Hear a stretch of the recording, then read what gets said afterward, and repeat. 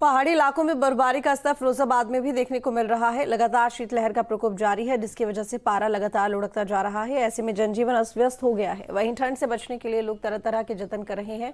गलन भरी ठंड से बचने के लिए रेलवे स्टेशन, बस स्टैंड और अस्पतालों के किए इंतजामों का जायजा लिया हमारे संवाददाता ने। देखिए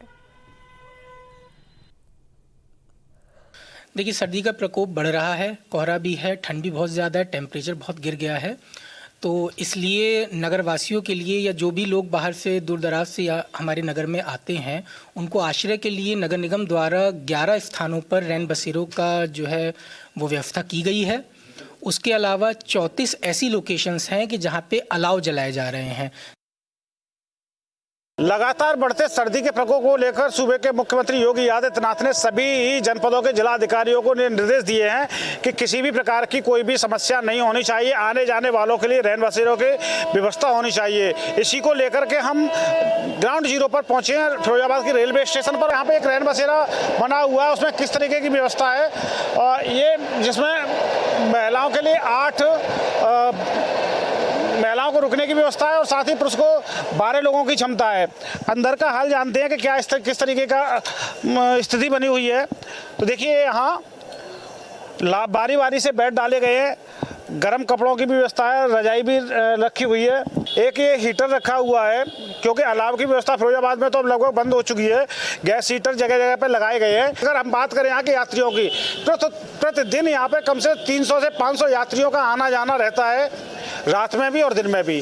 तो कुल मिलाकर के ये कह सकते हैं कि 500 लोगों के ऊपर केवल मात्र एक हीटर लगा हुआ है और 20 जिसमें 12 पुरुषों का एक बेड है और 8 पुरुषों महिलाओं के बेड है। तो ये कह सकते हैं कि यहाँ पर कोई व्यवस्था ज़्यादा चाक चौबंद दिखाई नहीं दे रही है कि भरी सर्दी में है। तो कहीं ना कहीं अभी यहाँ पे व्यवस्था को सुधारने की आवश्यकता है। मेरे पीछे देख सकते हैं कि ये फिरोजाबाद का बस स्टैंड है, जहाँ से सभी जगह के लिए गाड़ियाँ निकलती हैं, चाहे आगरा, दिल्ली, मथुरा, अगर बात करें लखनऊ, गोरखपुर, तमाम ऐसे स्थानों के लिए गाड़ियाँ निकलती रहती हैं और यहाँ पर सैकड़ों यात्रियों का यहाँ पर भी आना जाना रहता है।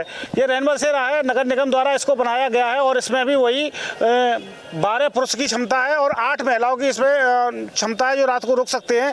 इसके अंदर हीटर भी है, पानी की व्यवस्था भी है, रजाई भी है, गद्दा भी है, सब चीज पूरी व्यवस्था है, कोई दिक्कत नहीं है। कितने यात्री आ जाते होंगे इसमें? लगभग आते कभी कभार तो 20 आ जाते हैं, कभी 15 आते हैं, कभी 10 आते हैं। और ये इस तरफ जो है वो पुरुषों के लिए बनाया गया है और मेरे दूसरी तरफ सीधे हाथ की तरफ मैं दिखाने की कोशिश कर रहा हूँ तो ये महिलाओं का भाग है, जहाँ पर ये महिलाएं की व्यवस्था रुकने की 8 महिलाओं के लिए व्यवस्था की गई है और साथ ही इसमें पुरुष हैं वो 12 हैं। और अन्य अगर सुविधाओं की बात करें तो अन्य सुविधाओं में हम दिखाने की कोशिश कर रहे हैं कि यहाँ तो हीटर भी लगा हुआ है, हालांकि यहाँ हीटर चल रहा है।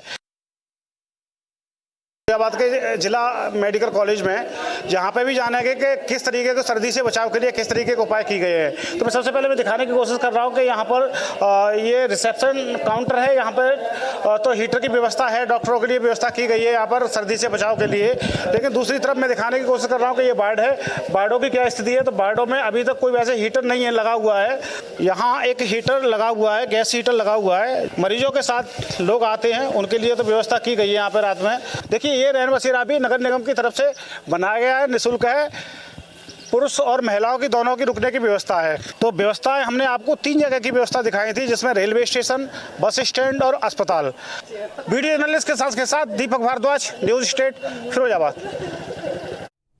तो बता दें आपको कि शीतलहर और ठिठुरन से लोगों की मुश्किलें बढ़ गई हैं। हर तरफ कोहरा दिखाई दे रहा है और साथ ही ठंड की वजह से तापमान भी गिरता जा रहा है। लोग अलाव का सहारा लेने को मजबूर है। रैन बसेरों की व्यवस्था की गई है, साथ ही बस स्टैंड पर ठंड से बचाव के पुख्ता इंतजाम किए गए हैं। दिन भर सर्द हवाएं चलती हैं, जिसकी वजह से ठंड और भी ज्यादा प्रचंड हो जाती है।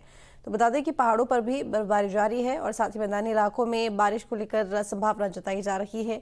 ऐसे में इसी तरह से कुछ दिन और मौसम रहने वाला है, यानी कि ठंड की मार फिलहाल अभी बरकरार